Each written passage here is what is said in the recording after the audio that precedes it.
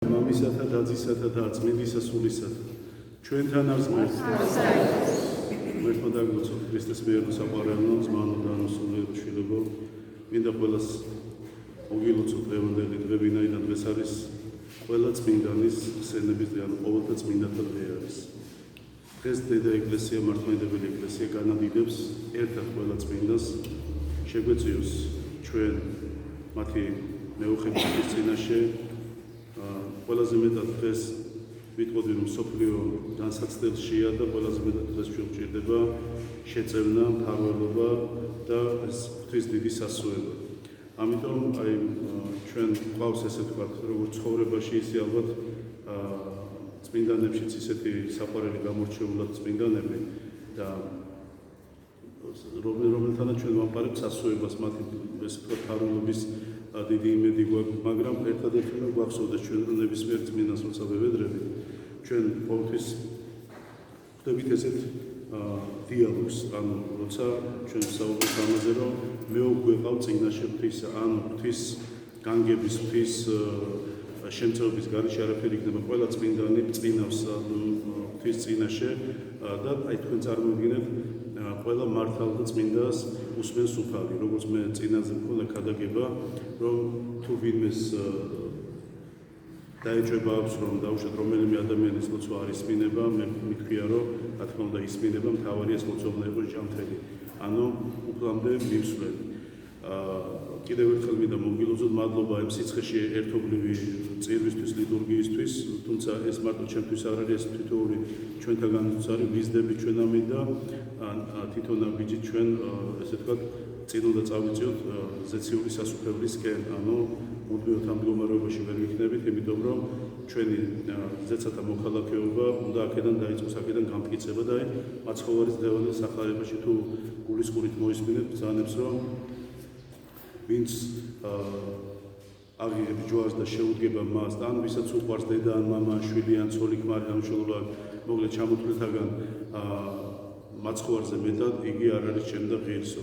ამ სიტყვებში მინდა ვთქვა, რომ ძალიან ბევრი ადამიანი ვერ ხვდება და ვერ იგებს, მაცხოვრის რა თქმა უნდა ხა ვერ გაიგებს ზოგადად ჩაწვდე მის ღვთაებრიობას, ესე არ არის ადგილი, ხო, იმიტომ რომ იყვნენ წმინდა მამები, რომლებიც ცდილობდნენ, რომ ყოვლადწმინდა სამების დოგმატის ბოლომდე ჩაწვდნენ, მაგრამ ესე არ არის, მე ადრე თუ გახსოვთ, მე ვიქადაგე, თუ ჩავწვდი და ხელმისაწვდომი გახდა, კარგად ჩვენ ყველაფერს ფაქტიურად, იმიტომ რომ ესე არ ხდება. ამიტომ ჩვენ უნდა ვიცოდეთ, რომ აი დღევანდელ ქადაგებაში, რაც დღეს მოისმენთ თქვენ სახარებისეული სიტყვები, რაც იქნა გაჟღერებული, თვითონ ჩვენთაგან უნდა გვაუწყდება, რომ გვაქვს ჩვენი მისია და ეს მისია მდგომარეობს რაში? ალბათ გახსოვთ, ერთ-ერთ სახარებაში არის ესეთი ტალანტებზე ლაპარაკი, ხო, როცა მაცხოვარი ლაპარაკობს ტალანტებზე, ვის რამდენი ტალანტი უბოძა და ეს ტალანტი ვინ როგორ გაამრავლა. ამიტომ ჩვენ უნდა გვახსოვდეს, რომ ხშირად, როცა ჩვენ რაღაცას ვსაუბრობთ და გვაქვს რაღაცა სერიოზული მიღწევები ცხოვრებაში, პროფესიული თვალსაზრისით, განათლება, ეს თუ სიმდიდრეა თუ მნიშვნელობა არ აქვს რა, უნდა გვახსოვდეს, რომ ყველაფრის უკან კი არა, ყველაფრის წინ და თავი არის უფალი, რომ თვითონ ჩვენთაგანს ანუ გვაძლევს და გვასაზრდოებს ჩვენ თავისი იმ მადლი და მადლმოსილებით. მე ხშირად გამიგია, რომ აი შვილებს ვფიცავად, დედას ვფიცავად, ამას ვფიცავად, იმას ვფიცავად. მოკლედ, ჩვენ ვიცით, რომ დაფიცება არ შეიძლება, ხო? ანუ შენი სიტყვა უნდა იყოს ან ხო, ან არა. ამიტომ ნახეთ, აქაც თუ დაუკვირდებით, მივხვდებით, რომ ვის იფიცები, ვის მოძებულზე იფიცები. ანუ შენ რა შეგიქმნია და რას იფიცები. რა შეგიძლია სასწორზე გააყენო. ეს შენი შვილი შეიძლება ბიოლოგიურად შენია, მაგრამ ვინ მოგცა? ამიტომ იმაზე უნდა დავიფიცებით, რაც ბოლომდე ჩვენ არ გვეკუთვნის. და აქაც მაგიტომ გვეუბნება მაცხოვარი, რომ თუ ჩემზე მეტად გიყვარ, თუ საფიცარი მხოლოდ შენი ოჯახის წევრი, აი მე ხშირად მithქვია, რომ ჩვენ ძალიან ბევრჯერ რაღაცა თითქოს და ვაკეთებთ ხოლმე არჩევნის წინაშე ვაყენებთ სხვებს და ჩვენს დგებით ხოლმე. ერთ-ერთი ნათელი მაგალითი ამისი არის, აი ერთ-ერთ სახარებაში მაცხოვართან რომ მიდის ახალგაზრდა მდიდარი ჭაბუკი. რომ ჩამოუწყდეს მაცხოვარ რა უნდა გააკეთოს და ეს ადამიანი დაყონებული წავა, იმიტომ რომ სიმდიდრეს ვერ ენანება. ამიტომ ნახეთ, ვიღაცამ შეიძლება ეს სახარება გაიგოს, რომ ყველა უნდა გაკეთოს თავისი რაც გააჩნია და უნდა თავი მისცეს მონასტერს. ეს რა თქმა უნდა ესე არის. ამიტომ ჩვენ გვაქვს ჩვენი როგორც მოგახსენეთ ტალანტები, ვის რა შეგვიძლია. აი ესე უნდა ვემსახუროთ ღმერთს. ზოგი არის კარგი მასწავლებელი, ზოგი არის კარგი კულინარი, ზოგი კარგი დიასახლისია, ხო? ზოგი ჯარისკაცია, თუ ძალიან ბევრი პროფესია არსებობს. და თვითონ ზოგი კარგი მგელია და ასე შემდეგ. ნუ ჩვენც არ დავაწყდეს ჩვენი როლი, ხო და აი ამ შემთხვევაში თვითონ ჩვენთაგან უნდა ვაკეთოთ ჩვენი საქმე აუცილებელია ეს. ნახეთ, ესეთი მდგომარეობა. მაცხოვარი გველაპარაკება ვიღაცის ენით არა, თვითონ გველაპარაკება სახარებისეულა და გვეუბნება რომ ნუ ეს და არა ხარ მაშინ ჩემი ღირსი. აი რა გავაკეთოთ ჩვენ რომ გავხდეთ ღირსი მისი, ხო? მარტო თუ ვიღაცას გონია კიდევ ერთხელ მაპატია თუ ირონია არ ვარ თვითონ პიროვნება ირონიული, მაგრამ თუ ირონია გაიჟღერებს ჩემს სიტყვებში, რომ ვიღაცა შეიძლება მუხლებზე ხოხავდეს და ლოცულობდეს 24 საათი, ვიღაცა მარხულობდეს და ეს მისთვის საკმარისი სულაც არ აღმოჩნდეს, რომ როგორც მოგახსენეთ სათასასწორი დაიმკვიდროს. იმიტომ რომ აქ უფრო მეტია მოგვიანებით დღევანდელ სახარებაში მუსიკულების კითხვას უსვევენ, კაი ჩვენ ყველაფერი დაუტოვეთ და გამოვხევით. ჩვენ და რა? ჩვენ ეს გქონდა ადრე ქადაგებაში და ნუ მრავალჯერ გვექნება ალბათ და მრავალი იქნება ესე თქვა სასაუბრო, მაგრამ მაცხოვარი არ ითხოვს ჩვენგან რომ ჩვენ რაღაცა ისეთი ზე ბუნებრივი გავაკეთოთ, რაც ჩვენ ძალებს არ გემართება. აი ნახეთ ახლა ერთ რაღაცას ვიტყვით, თუ სიტყვა გამეძალდა შენდობას ვიტყვა. ზოგ მაინც ის ხოლმე ესეთი სიტყვა, რომ მე ამ ქვეყანაზე რა დამჩენია, წავედი იაიდო მონასტერი, რო იტყვი მონასტერში წავედი. ანუ რატომ იდის მონასტერში? იმიტომ იდის მონასტერში, აქ გაუწუნდა იმედები, აქ ვერაფერი ვერ გააკეთა, ნუ რაღაცა იყო მის ცხოვრებაში. ანუ იმიტომ კი არ მიდის მონასტერში, რომ მას მოთხოვნილება აქვს ამის ღმერთთან ურთიერთობის, არა, იმიტომ რომ ის იმანება. და თქვენც იცით რომ მე ამას აბსოლუტურად სიმართლეს ვამბობ, იმიტომ რომ ბევრია ესეთი ჩვენში. მიდიან პატარა ბიჭები, მიდიან პატარა გოგოები, ნუ ქალები, ვიღაცა ქმარს გაებუტა, ნუ ქმარი ცოლს გაებუტა და მიდიან, მაგრამ მე ხვდებიან რომ ძალიან დიდი დანაშაული ჩაიგდეს კაცობრიობის წინაშე. იმიტომ რომ მისი ადგილი იქ არ არის მონასტერში. იმიტომ რომ მონასტერი ეს არ არის დასამალი ადგილი, არც სამარცხვინო. პირიქით. ეს არის მე როგორც ვიცი და როგორც შემიძლია გადმოგცეთ, ეს არის სულის ზეიმის ადგილი, იქ უნდა ზეიმობდეს სული. ამიტომ აი ეს უბრალო მაგალითი იმისა, რომ ჩვენ რაღაცას გაუბივარ და მუდმივად სუშიში ვცხოვრობ და რაღაცის ფონზე რაღაცას ვქმნით, ეს არ არის. ამიტომ ვიზახ ეს ტალანტები, რომლებიც ჩვენ გვაქვს, ჩვენ უნდა ესე ვთქვათ, ჩვენ თავზე მოვიდგოთ, იმიტომ რომ მე მაგალითად კაი პურის წყობელი ვერ ვიქნები, იმიტომ რომ მე ვფიქრობ, რომ ვარ კარგი მღვდელი. და თუ მე პურის წყობა დავიწყე და ბლობა მივეტოვე, ვერც კაი პურის წყობა მივიქნა, ვაი პურს, რასაც გამოაწყო და ვინ შეჭამს კიდე იმ პურს კიდე ცალკე. ამიტომ ჩვენ უნდა ვიცოდეთ ეს, აი რა შუაში ეს ამასაც გეტყვით. ჩვენ უნდა ვიცოდეთ ჩვენი საქმე, ჩვენი მდგომარეობა, ჩვენ ქრისტემ რომ დაგვაყენა და ფეხზე ვგევართ, ეს უკვე დიდი ბედნიერება, ხშირად მithქვამს, წუწუნი. როგორ გიყვარს ადამიანებს წუწუნი? წუწუნებთ ყველაფერზე, ფულზე, ქონებაზე, ცხოვრებაზე, მანქანებზე, აგარაკე, ნუ ყველაფერზე შეგვიძლია ვიწუწუნოთ. გარდა ერთისა, არც ერთი ჩვენთაგანი არ წუწუნებთ, როგორიც სულდაბალი ქრისტიანები ვართ.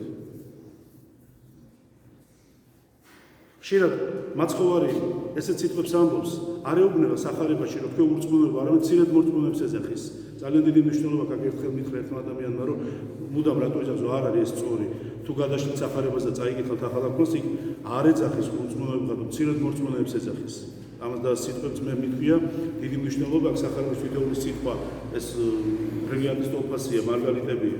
ამიტომ ჩვენ უნდა გვახსოვდეს და უნდა ვიცოდეთ, რომ ჩვენ უფალს რატომ მოვყევართ ამ ქვეყანაზე. მე თუ დავჯიქით და ვიძახი იმას, რომ აი რაც მე წარვემართები და რაც მე მაქვს, ეს ყველაფერი ჩემი დამსახურება, მე უკვე ვცოდე, უკვე დიდ ცდომილებაში ვარ. ვინაიდან ეს ცოდვა, რომელსაც მე ჩემ თავზე ესე ვთქვათ გამოვიმუშავებ, ჩემს გარშემოც გადავდებ, იმიტომ რომ მე ჩემს შვილებს, ჩემს ოჯახს ვანახებ, რომ თურმე მე ვარ და ჩემით ხდება ეს ყველაფერი, ესე არ არის. მოგახსენეთ, უკან კი არ დგას ქრისტე, მაცხოვარი ჩვენი, არამედ წინ არის. იმიტომ რომ ნუ დაგავიწყდებათ, რომ როცა ებრაელი ხალხი გამოყავდა ღმერთს ეგვიპტიდან მოსევ მიუძღოდა წინ, ხო? ამაზე ცალკე მოგახსენეთ მე, ანუ ცეცხლის ალი და ღრუბლით იყო დაჭა, ანუ წინ მიუძღოდა და არა უკან.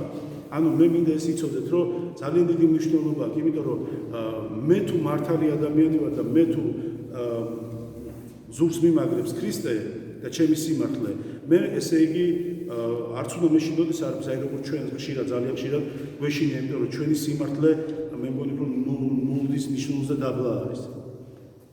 ეხლა რაც თავარია იმაზე ვისაუბროთ კიდე რომ აი როგორ შეიძლება უფლისთვის სათნო ვიყოთ ჩვენ, რომ აი უფალმა ის სიტყვები ჩვენ არ გავიგონოთ, მერთმა დაგვიფაროს, რომ მე ხშირად მithქვია სახარებაში ყველა ციტატა, სიტყვა, ყველა ასო არის ძალიან მნიშვნელოვანი, რომ ჩვენ არ უნდა გავიგოთ ეს სიტყვები, ისე უნდა ვიცოდოთ, რომ წავით ჩემგან მართლ და დაისაჯეთ. იმიტომ რომ ჩემი ცოდვით დაცემა ადამიანისა, ჩემი პირადად ხო, მე ვერავის ვერ დაუბრალებ, იმიტომ რომ ეს არის პირადად ჩემი.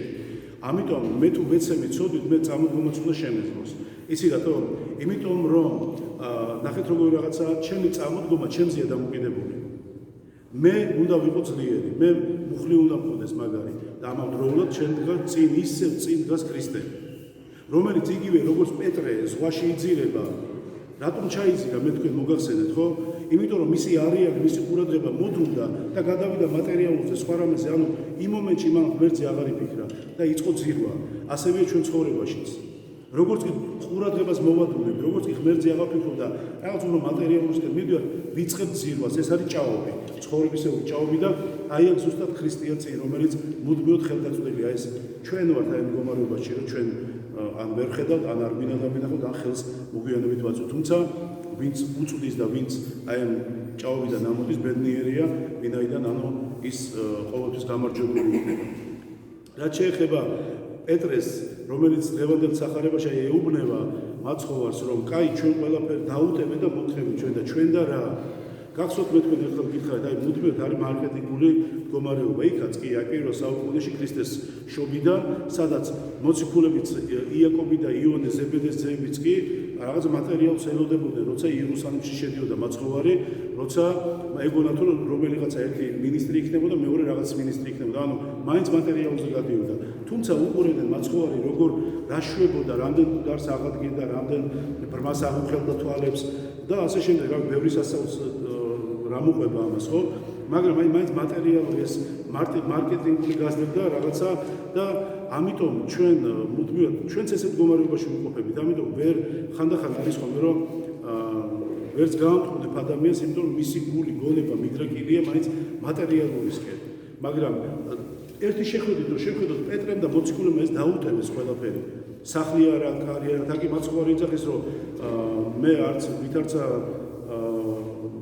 მელიას აქვს ეს სორო სადაც უნდა შეძლო მე არც ის მაქვს სახლი სადაც თავი მივიდრიგო და აი ამ ფონზე მაინც მიყვებია მაცხოვარს და ამიტომ მე მინდა გითხრათ რომ ადრეც მოგახსენეთ რომ ამ ადამიანებმა დაუტევეს ყველაფერი სიმონ კანანელმა თქვენ იცით რომ კორწილში ფაქტიურად სოლიც მიატოვა და მაცხოვარს გაყვა აი სადაც მაცხოვარი იყო კორწილში სადაც წყალი ღვინოთ აქცია შესვლა აი ეს ყველაფერი მათ დაუტევეს და იყო რაღაც იყო რასაც აი სულიწმინდის მოვლენებით ანუ თალმა მათ ესე ვთქვა დაუმტკიცა ეს თავისი მოღვაწეობა და გამოაცოცხლა ეს ადამიანები მაგრამ მე გახსოვთ გითხარით რომ ბევრმა გიჟა ჩერაცხა მაცხოვარი იმ დროში ესაც ესია პრინციპში რა გასაკვირია მაგრამ მე სიტყვები არ დამავიწყდება იონა ქრისტოსა ვინც გაყვა ის მოციქულად შეიქმნა და ცხონდა იმიტომ რომ ვინც არ გაყვა იგი წარწვდა ჩვენ ბევრი მაგალითი გვაქვს ამიტომ აი ნახეთ აქ როცა ჩვენ ვსაუბრობთ აი სახარებისეული ენით უნდა გვახსოვდეს რომ ჩვენ ცხოვრებაში რომ უბრალოდ არ გვინდა ესეთი ძალიან ღრმა ჩაღრმავება თუ ჩემ ცხოვრებაში პირადად მევიძახი რაც გამოჩნია ცოლი შვილი და ასე შემდეგ და მე ამის მადლიერი არ ვარ ღმერთისა და თუ რომელიმე აი მართალი იობი აბსოლუტურად უპრეცედენტო მაგალითია თუ როგორ უნდა იყოს ადამიანი მადლობდა ბოლომდე უფალს და საყვედური არ გამოთქვია აი ასეთ შემთხვევაში ჩვენ უნდა ვიცოდეთ რომ რაც კი მოგვანიჭა უფალმა ან ვინც კი მოგვანიჭა უფალმა თუ ვინმე ჩვენ მასზე მეტად ვიყვარს ანუ პირდაპირ გეუბნება არ ახარ ჩემი ღირსი და აი ეს უღირსებას მე მუდმივად განვიცდი იმიტომ რომ ვარ ადამიანი და ვარ დაცებული ბუნებით, როგორც თითოეულ ჩვენთაგანი, მაგრამ არამომე დროს ბედნიერი, იმიტომ რომ ამ დაცემულ ბუნებას ყველაზე მთავარი შეუერთა ღმერთმა ამაღლების სურვილი. იმიტომ რომ აღდგომა ეს იყო თითოეული ჩვენთაგანისო ადამიანი არ დარჩეს წაქცეული და ესე ვთქვათ ღორის მდგომარეობაში, არამედ მისცა კიდევ პლუს ამაღლების, ესე იგი გამხდომების საშუალება, მოქალაქეობაც ცათა, რომელიც თითოეული ჩვენთაგანმა აუცილებლად უნდა მოვიღვიჭო. და ბოლოს, აი ეს მდგომარეობა, როცა ჩვენ საუბრობთ ამ მოციქულებზე, უნდა გვახსოვდეს, რომ მათ სისხლის ფასად მოიტანეს ეს ყველაფერი, ანუ უბრალოდ სიტყვა მოციქული არ წოდებიათ, მათ ჯერ ერქვათ მონები, მერე მეგობრებად იწოდებოდნენ და შემდეგ უკვე მოციქულებია, რომლებიც ანათებდნენ და მე წინაზე ვთქვი, რომ მოციქულების რო ჩაივლიდნენ, მათი ჭრილიც კი კურნავდა ესე ვთქვათ უძულურებს, აი რა დონეზე უნდა იყო ამაღლებულ მდგომარეობაში, ვინ იყვნენ? ნასწავლები იყვნენ? არა, უბრალო მეთევზეები იყვნენ. თქვენ წარმოიდგინეთ, აი ხშირად გვაქვს ჩვენ, რომ ის განათლებული, ის მაგარი ოჯახის შვილი, ბაგრატიონ მუხრანსკი და ვერტმანსკის ასე შემდეგ, არაფერშუაში არ არის. ადამიანს ნებისმიერ ეროვნების თუ რა თქმა უნდა მართლმადიდებელია და თუ რა თქმა უნდა ცხონებას ეძებს, ნებისმიერ წმინდანებად არიბადებიან, წმინდანი შეიძლება ადამიანი თავის ცხოვრების წესიდან გახდეს. მე მაგ ორი რაღაც ესე თქვა დამოვწერე, ძალიან მომეწონა და ერთის ტელეფონი. წაგიკითხავთ, ძალიან ხوار გაიღალეთ ამ წელში.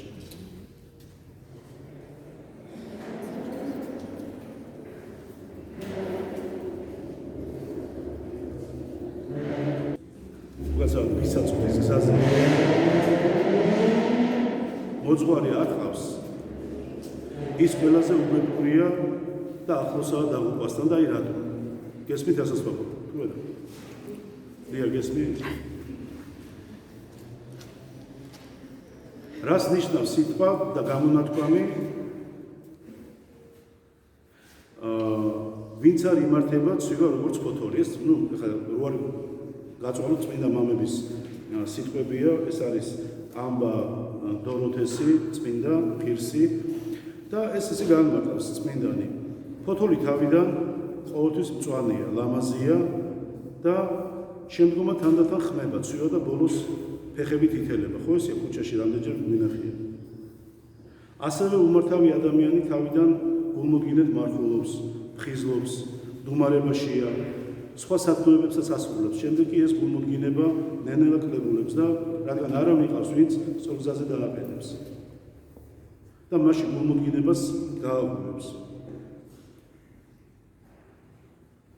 ის უგრძნობელი ხდება, ეცემა და ტრის გავლენის ქვეშ მოექცევა, რომელიც თავის ჭკუაზე ატრიალებს. აი მე ბევრი მინახია ადამიანი ტაძარში მოსული, რაღაც აღტკინებული, მლოცველი, ძალიან ბევრი ესეთი ადამიანი და სამაგიეროდ კურთხევის გამტარებელი ბევრი არ არის, იმიტომ რომ გონიათ რომ აი მოძღვარი შეიძლება არიან ესეთი მოძღვრები, მე არ ვიცნობ, შეიძლება არიან, რომ თავის ჭკუაზე ატაროს მრევლი, ღმერთმა ყველა დაგვიფაროს ეს პირდაპირ კანონით, მე მაშინ ძალიან ესე ვთქვათ დასაჯელი ადამიანი ვიქნები, იმიტომ რომ მე ქრისტეს წინ არ უნდა დავყვი არავითარ შემთხვევაში, თუ რამეს გასწავლით ეს თვითონ მაცხოვრის ისეთი ცნებებია, მაგრამ ალბათ არიან ადამიანები, იმიტომ რომ რო იწერებოდა ესეთი რაღაცები ვინაიდან მე ვთვლი რომ არიან ადამიანები, რომლებიც მოდიან ტაძარში, მაგრამ რატომღაც შემდგომად ანუ ისე ვიკარგებიან, იმიტომ რომ ისინი თვლიან რომ ზედმეტი